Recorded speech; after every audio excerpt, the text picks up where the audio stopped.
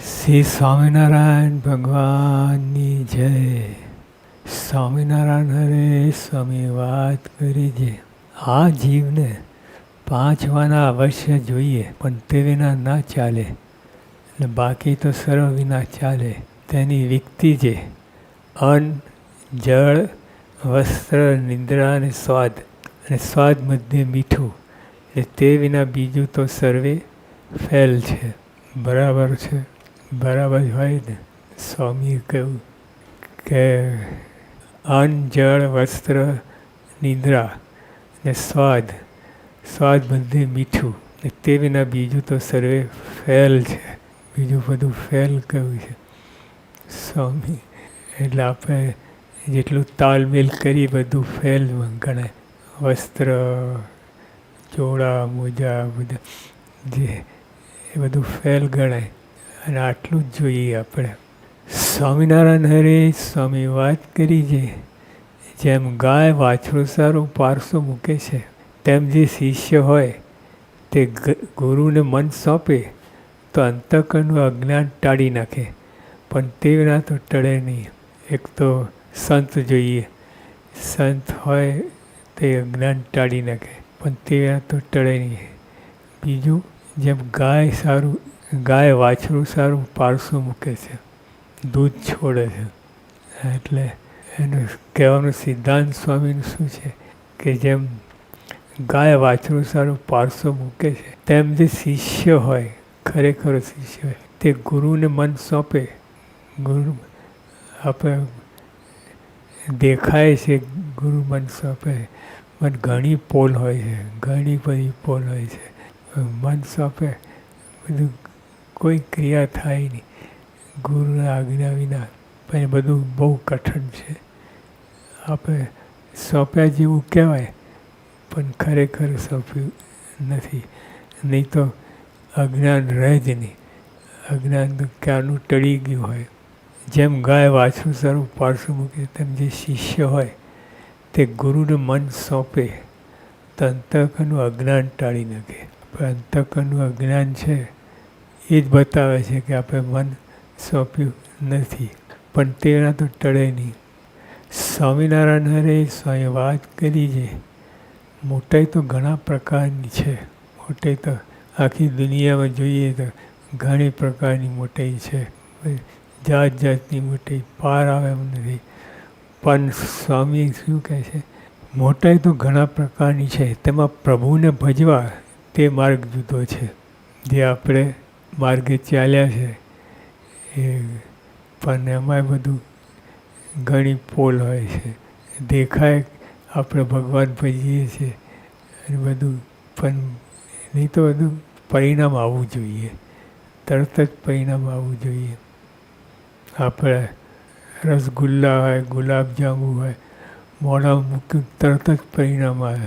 પરિણામ આવવું જોઈએ, પણ નથી આવતું. એ બધી કઈ પ્રકારનું છે ખબર પડતી નથી. સ્વામિનારાયણ હરે સ્વામી વાત કરી છે. મોટાઈ તો ઘણા પ્રકારની છે, તેમાં પ્રભુને ભજવા તે માર્ગ જુદો છે. ને 1 લાખ રૂપિયા ખર્ચે તો પણ સભાગમ વિના અજ્ઞાન તો ટળે નહીં. 1 લાખ રૂપિયા જાત જાતનું બધું કરે, પણ સમાગમ વિના તો અજ્ઞાન ટળે નહીં. એ ચોખ્ખી વાત છે.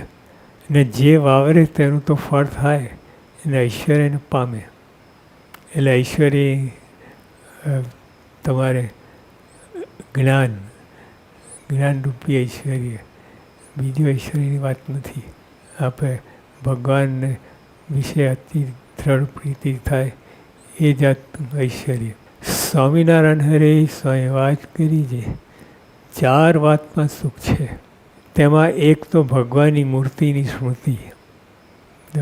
ભગવાન વિશ્વાસ હોય, હેત હોય તો કામ થાય. નહીં તો બધું ઉપરથી ભગવાનનો વિશ્વાસ હોય, હેત હોય તો અવશ્ય આ પરિણામ હોય. તેમાં એક તો ભગવાનની મૂર્તિની સ્મૃતિ. બીજું સાધુનો સમાગમ. સાધુનો સમાગમ તો સહેલું છે, પણ સમાગમ એટલે મન કરો વચ્ચેને સમાગમ, ઉપરથી એ નહીં. ત્રીજું સદવિચાર. સારા વિચારો આવે તેમાં સારા વિચારો એટલે ભગવાન સંબંધી. બીજા વિચારો તો બધા ઘણા વિચારો હોય છે સારા, પણ એ નહીં. નિરાકારવાદી હોય તો પણ સારા વિચારો આવે, બધું ઘણું બધું થાય, પણ એ નહીં. મૂર્તિ, અને મૂર્તિમાં એક તો સાકાર ઉપાસના હોય, અને એકથી લાખ રૂપિયા કરે તો પણ સમાગમ વિના અજ્ઞાન તો ટળે નહીં. એટલે સ્વામી જે વાત કરે છે એ સાકાર સરોપરી ભગવાનની વાત કરે છે. અને અમારે એકથી લાખ રૂપિયા કરે તો સમાગમ વિના અજ્ઞાન તો ટળે નહીં. ને જે વાવરે તેનું તો ફળ થાય ને ઐશ્વર્યને પામે. સ્વામિનારાયણ સ્વામી વાત કરી છે 4 વાતમાં સુખ છે, તેમાં એક તો ભગવાનની મૂર્તિની સ્મૃતિ, એક તો ભગવાનની મૂર્તિની સ્મૃતિ, બીજું સાધુનો સમાગમ, ત્રીજું સદવિચાર, ને ચોથું તે જીવ વિષયનું સુખ માન્યું છે એ તો દુઃખરૂપ છે. કોણ કે દુઃખરૂપ છે? સ્વામી જ કહી શકે. આપણે તો ખાવાનું મળે, સારું ખાવાનું મળે, એમાં જ દુઃખ ક્યાંથી મને? સ્વામિનારાયણ હરિ સ્વામી વાત કરી છે. અને વિષયનું સુખ માન્યું છે એ તો દુઃખરૂપ છે. ને સુખ તો 3 વાતમાં જ છે. કઈ વાત?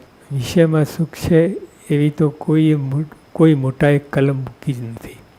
કોઈ મોટાએ, બધા જે પૂર્વ થઈ ગયા, આપણે બધા સંયમી પુરુષ પાક્યા છે, એ બધાએ કોઈ આવી વાત તો કરી જ નથી કે વિષયમાં સુખ છે. ને આત્મા રૂપે વર્તવું એ તો દેશ જ નોખો છે. આત્મા રૂપે વર્તવું તો દેશ જ નોખો છે. જેમ દિવસ ને રાત એવી રીતે દેશ જ નોખો છે. એ રાત એટલે અંધારું, એટલે વિષયના માર્ગે ચાલે એ અંધારું. યા નિશા સર્વભૂતાનમ, એટલે દિવસ ને રાત્રિ જેમ ફેર હોય એમ આટલું ફેર હોય. તે આત્મા રૂપે વર્તવું એ તો દેશ જ નોખો છે. જેમાં કામાદિક દોષ જ નથી, એમાં આત્મા રૂપે વર્તવું તો ખરેખર આત્મા રૂપે વર્તે, બોલવાનું નહીં, ખરેખર વર્તવાનું. તો બધું ઉડી જાય. ભગવાન ધામધામીને મુક્ત 3 જ રહે, એ બધું ઉડી જાય. જેમ ગુજરાત દેશમાં પૃથ્વી ખોદે તેમાં પાણો જ ન મળે, સ્વામી કહ્યું. અને ત્યાં સૌરાષ્ટ્ર કાઠિયાવાડમાં તો પહેલે ગાય જ પસરો આવે. એટલે સ્વામિનારાયણ હરે સ્વામી વાત કરી છે, મોટાના શબ્દની હાર્યું કરી તપાસ કરવો જોઈએ. એમનો શું મત છે ને શું કરવાનું કહે છે, એ કેમ વર્તે છે, એમ તપાસીને પછી તે માર્ગે ચાલવું. મોટા ગમે એમની વાત નથી. મોટા એટલે જે પ્રતિષ્ઠિત છે, જે સંયમી પુરુષ છે, જે વિષયનો ત્યાગ કરીને વર્તે છે, એની સાયદી લેવી, એ મોટા કહેવાય. અને મોટા હોય, મોટામાં શબ્દને હાર્યું કરીને તપાસ કરવી જોઈએ.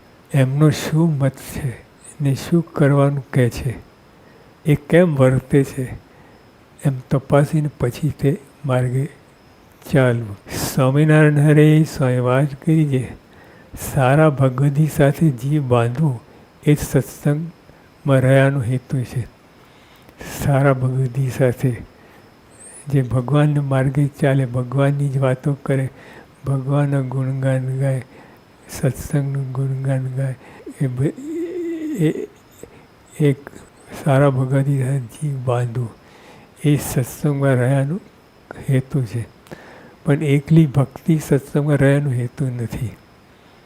એકલી ભક્તિ મારા ગમકાવે એ કામ ના આવે. સારા સાધુનો જોગ જોઈએ, સારા ભગવદીનું પ્રસંગ જોઈએ, તો એ સત્સંગમાં રહ્યાનો હેતુ છે. એટલે જ્ઞાન વ્યા તો સર્વે કાચું છે, વાંચ્યું આવ્યું. આ જ્ઞાન મહારાજ સ્વામીનું જ્ઞાન મૂર્તિનું અને સાંખ્ય વિચાર એ જ્ઞાન અને યોગ આ બે આ બધું પ્રકારનું જ્ઞાન હોય એ ને જ્ઞાન વિના તો શરીર કાચું છે. ને સારા ભગવતી સાથે જીવ બાંધ્યો હતો તો કરસનદાસને ને મહાવીર્યાનંદને સત્સંગમાં રાખ્યા. ને તે વિના તો રાધેશ્વરાનંદ ને હિરણ્ય ગર્ભાનંદ ગયા. ને હમીરે પણ ઘણી ભક્તિ કરી હતી તો પણ તે ગયા. એ વાતો વિસ્તારી કરીને કહી. કરસનદાસની વાત આવી. દાસ પંક્તિના સાધુ, મૂળ નામ કૃષ્ણદાસ. સારા ભગવતી સાથે હેતભાવ હતો એટલે સંસારમાં જતા ખચકાયા. સારા ભગવતી સાથે હેત હતો એટલે સંસારમાં જતા ખચકાયા. પાછી દ્રષ્ટિ સ્વામિનારાયણ હરે સ્વામી વાત કરીએ. પ્રતિલોમ કરવામાં 4 વિઘ્ન છે. તેની વિકતિ છે સ્ત્રી, દ્રવ્ય, આ લોકની મોટાઈ ને ક્રિયા. આ પ્રતિલોમ આપણે અંતરદ્રષ્ટિ કરવી હોય, આંખ મીચીને બેસવું હોય, પણ આ 4 વિઘ્ન કરતા છે. આ 4 તમને કાંઈ કરવા ન દે, બધી રવાડે ચડી જાય. સ્વામિનારાયણ સ્વામી વાત કરી છે પ્રતિલોમ કરવામાં 4 વિઘ્ન છે. તેની વિકતિ છે સ્ત્રી, દ્રવ્ય, આલોકની મોટાઈ ને ક્રિયા. આ બધા વિઘ્ન કરે. અંતરદ્રષ્ટિ કરવામાં આપણે સુખ શાંતિ પામવા માટે અંતરદ્રષ્ટિ છે, પણ આ 4 છે એમાં જે રાચે એમાં એકનું પણ જોગ હોય તો તમને વટલાવે ને કાંઈ કરવા ન દે. અંતરદ્રષ્ટિ તો ઉડી જાય ફૂંક દે. સહજાનંદ સ્વામી મહારાજની જય.